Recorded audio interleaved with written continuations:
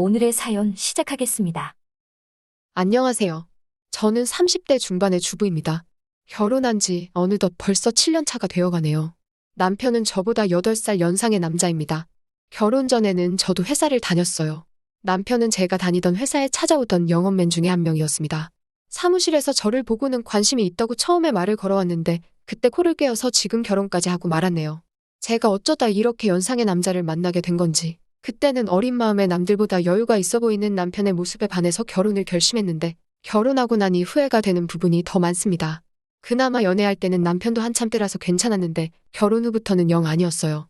더군다나 결혼하면서 남편의 권유로 저는 회사까지 그만두게 되면서 솔직히 집안일을 하고 나면 딱히 할 게 없어서 체력적으로 힘이 남아돌았는데 영업맨인 남편은 퇴근하고 나면 많이 힘에 부처 했어요.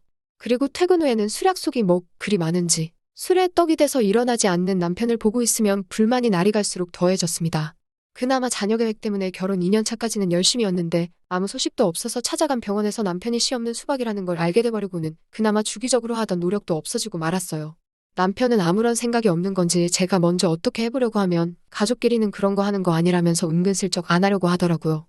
아이도 못 갖는데 상황까지 이렇게 되니 정말 이럴 거면 회사는 왜 그만뒀는지, 그리고 이렇게 나이 많고 힘없는 남자랑은 왜 결혼을 한 건지 후회가 되었어요. 저는 회사 일을 정말 좋아했거든요. 결혼 전에도 남편이 결혼하고 나서는 여자는 집안 살림하면서 애를 키워야 한다는 말에 회사를 그만두기는 했지만 저는 나름 제가 다니던 회사에 애착도 있었습니다. 중소기업이긴 했지만 회사에서 남직원들보다 훨씬 더 일을 척척 잘 해내는 제 모습이 너무 좋았고 여자라고 승진을 시켜주지는 않았지만 제게 기대를 걸어주는 사람들이 많았거든요. 심지어 부장님이나 부사장님까지도 저를 좋게 봐주셔서 저한테 이런저런 남자들을 소개를 시켜주거나 했어요. 당시에 남편과 연애를 하고 있음에도 저는 그런 소개 자리는 거절하지 않았습니다. 더욱 더 안타까운 건 남편보다 조건이 좋은 남자들도 많았지만 그 당시에는 남편보다 힘이 좋은 사람이 없었어요. 그랬던 남자가 지금에 와서는 왜 저 모양 저 꼴이 된 건지.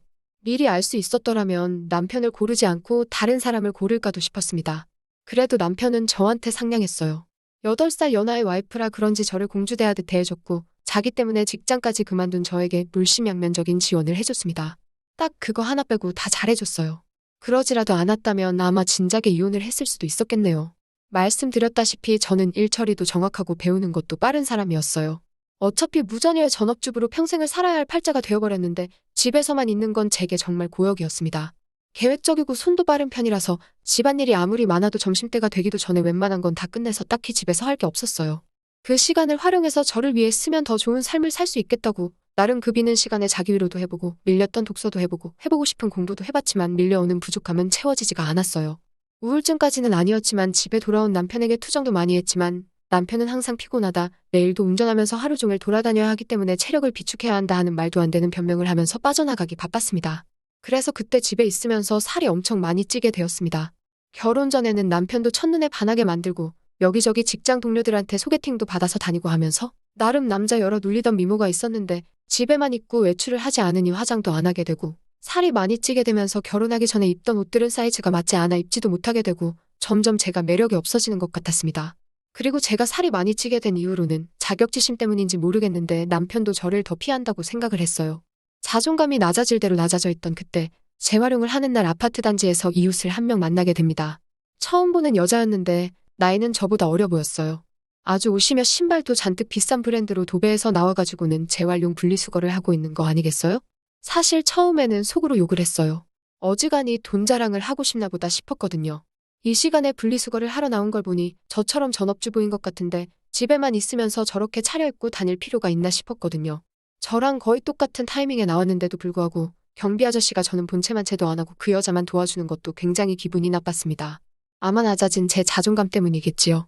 그런데 그때쯤부터 느낀 건데 분리수거를 하는 날마다 저랑 같은 시간에 나오는 것 아니겠어요. 그런데 나올 때마다 입고 있는 옷이며 신발이며 매번 다른 걸 입고 나오는 겁니다.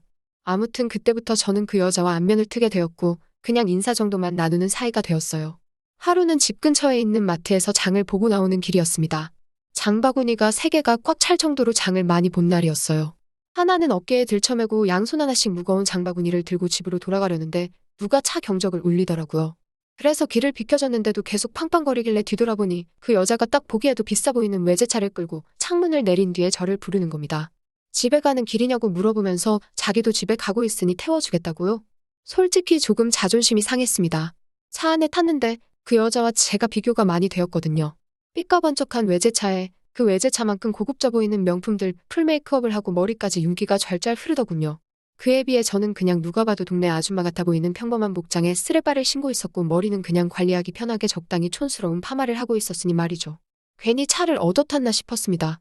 그리고 저는 제가 솔직히 그 여자가 그렇게 자기의 재력과 아름다움을 뽐내면서 자존감을 채우는데 이용된 희생양이라고 생각했어요. 정말 짧은 시간이었는데 오만 가지 생각이 다 들더라고요. 나도 저렇게 예쁘고 꾸미고 있었더라면 남편이 나를 피하게 되지 않지 않았을까 하는 생각도 들고 눈물이 막 나기 시작해서 그 자리에서 울어버리고 말았습니다. 제가 막 우니까 그 여자도 당황을 하더군요. 왜 우냐고 하면서 저를 달래줬어요.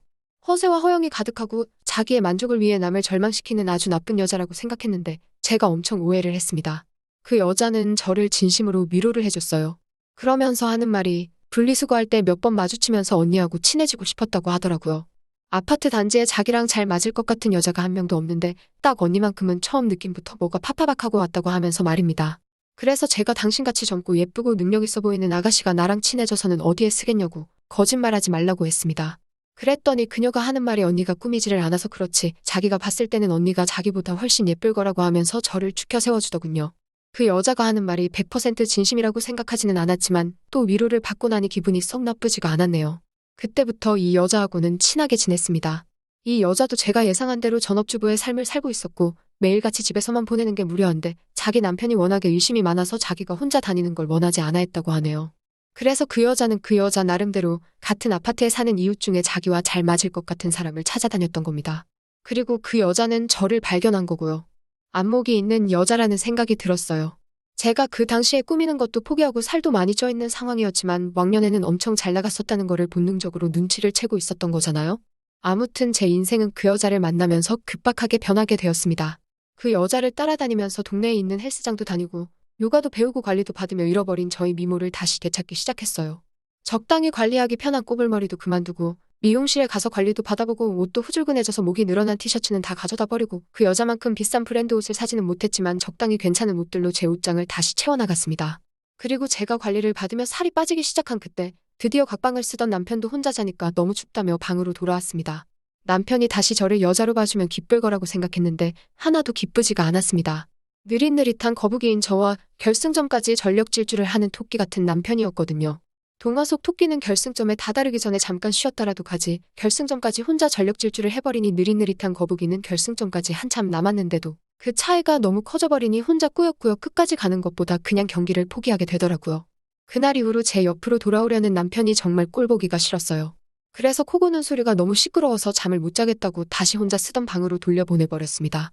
그 이야기를 같이 다니게 된 그 여자에게 했더니 100번 1000번 잘한 거라고 하면서 언니가 빨리 자존감을 찾은 것 같아 다행이라며 제 편을 들어줬습니다.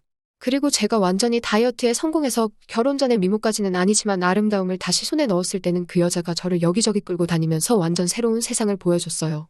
30대 초반과 중반의 여자였고 결혼한 사람들이었지만 세상은 정말 넓고 저희를 찾아주는 곳은 엄청나게 많더라고요. 골프도 치러 다니고 어디 공기 좋은 곳에서 외식을 하러 다니고 했습니다. 돈 한 푼 내지 않아도 알아서 다 계산해주니까 좋았어요.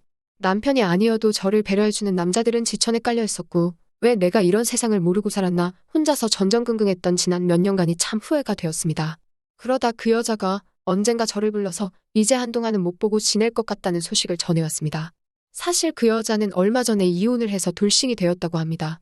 남편이 제법 벌이가 괜찮아서 호의호식을 하고 있는 걸로 알았는데 그래서 그녀에게 앞으로 어떻게 할 거냐고 물어봤어요.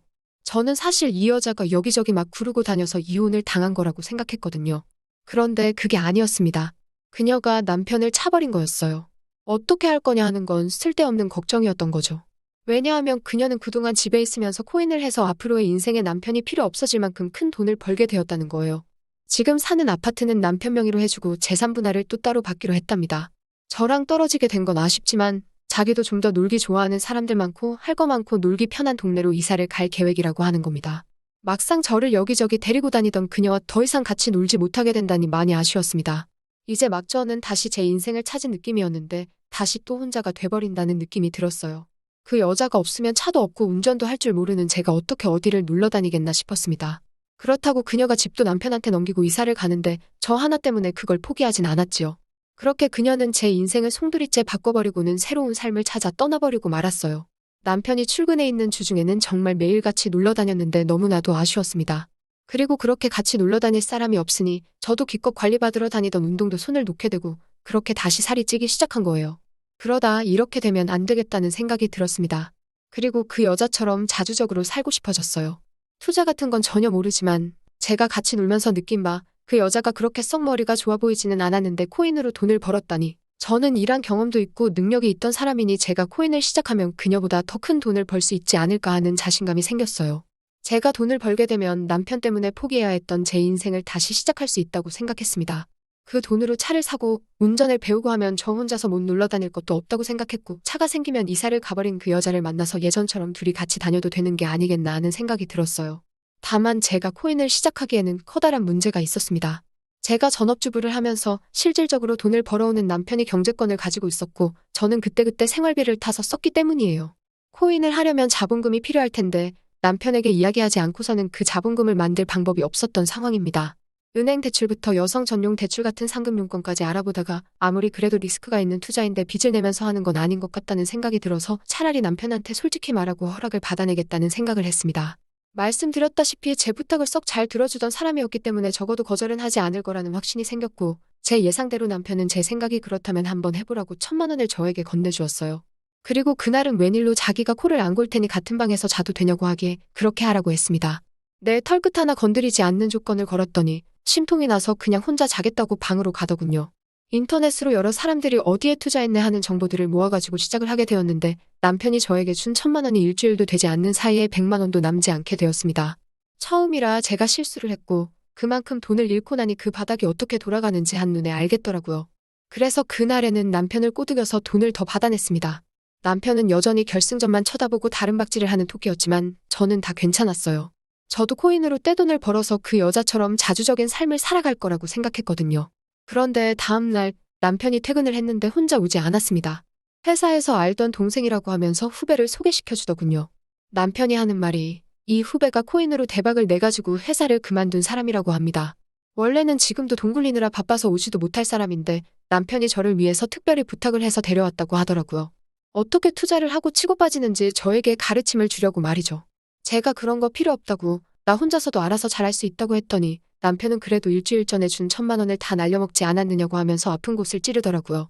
앞으로 벌 돈이 얼만데 그 정도는 내 순비로 들어갔다 치면 되는 거 아니냐고 했더니 그 후배라는 사람이 그렇게 이쪽 일을 쉽게 봤다가는 거지가 되는 거 순식간이라고 하면서 자기도 확신이 있는 게 아니기 때문에 투자 종목을 알려줄 수는 없지만 그래도 도움은 될 테니 한번 자기 이야기를 들어나 보라는 거예요. 내가 알아서 한다는데 왜 자꾸 그러냐며 성질을 부리니 그러면 남편이 데려온 후배가 하는 말이 그러면 어떤 방식으로 제가 투자를 하고 있는지 자기가 지켜만 보겠다며 1시간 동안 제가 하고 싶은 대로 돈을 굴려보랍니다. 그래서 제가 1시간 동안 20% 이상의 수익을 내면 자기 도움 없이도 잘할 수 있는 사람이라고 생각하고 감나라 배나라 하지 않겠다고 그냥 돌아가겠다고 하는 겁니다. 그래프를 분 단위로 쪼개서 분석을 하며 저도 제 나름대로 이것저것에 분산해가면서 투자를 했어요. 20분도 안 돼서 제가 투자한 것들이 올라가기 시작했습니다. 20%가 아니라 40%에 가까운 수익률을 내기 시작했습니다. 제가 이렇게 잘하는데 남의 도움이 뭐가 필요하겠냐고 돈 버는 거 보지 않았냐고 하고 그 사람한테 이만 돌아가라고 했어요. 그랬더니 1시간 동안 지켜본다고 하지 않았느냐고 하면서 약속한 시간만큼은 보고 가겠다 하는 거예요. 그러고는 하는 말이 자기였으면 그만 돈을 빼겠다고 하는 겁니다. 돈을 잘 벌었다더니 번 사람 맞냐고 물 들어올 때 노를 저어야 하지 않겠냐고 저는 순식간에 불어난 돈으로 다시 또 다른 곳에 투자를 하며 치고 빠지기를 시작했어요. 오르락내리락 했지만 처음에는 나름 수익률을 내고 있는 것 같았습니다. 그런데 1시간이 다 되었을 때는 제가 투자한 것들이 내려가기 시작하면서 그렇게 30분을 더 돈을 굴려봤는데 남편이 새로 건네준 또 다른 1,000만 원이 결국엔 또다시 반토막이 나버려서 500만 원도 남지 않게 돼버렸어요. 남편 후배가 말하기를 저한테 가르쳐줄 건 코인으로 돈을 버는 방법이 아니라 투자 같은 건 영 소질이 없어 보이니 그만두게 하는 것이 제일 좋겠다고 하는 겁니다. 아까 제가 40% 수입을 냈을 때 그때 손을 털고 일어났거나 그때부터 원금을 보존해두고 수익을 낸 부분만 가지고 돈을 굴려야지 저같이 감으로 투자하는 사람들이 빈털털이 되기 딱 좋다고 말하며 자리에서 일어나더라고요. 남편이 보는 앞에서 1시간 만에 또 절반의 돈을 잃으니 남편도 이제는 더 이상 투자하라고 돈을 내어줄 수 없다고 난색을 표했습니다. 대신 남아있는 돈은 제가 자유롭게 써도 된다고만 해줬을 뿐이에요. 지금은 객기 부리지 않고 차근차근히 배워나가고 있습니다. 사실 남편 모르게 그날 데리고 온 남편의 후배가 운영하고 있는 투자 사무실로 출근을 하고 있어요. 사무실이랄 것도 없이 그냥 혼자 사는 방 같은 곳입니다. 거기서 저는 제 나름의 비용을 내며 투자하는 방법을 배우고 있어요. 제가 남편의 후배에게 원하는 걸 해주고 저는 투자도 배우면서 남편 대신 부족함을 채우고 있으니 어떻게 보면 윈윈인 셈이죠. 지금은 남편이 알면 안 되는지라 조심스럽게 행동하고 있어요. 남편이 퇴근하기 전 3시간 전엔 집에 돌아가 있습니다. 하지만 이것도 제가 큰 돈을 벌고 난다면 남편도 저를 이해해주지 않을까 생각해요. 또 찾아주셔서 감사합니다. 매일 새롭고 흥미로운 사연으로 찾아뵙겠습니다. 구독과 좋아요 잊지 마시고 다음 사연으로 다시 찾아뵙겠습니다. 감사합니다.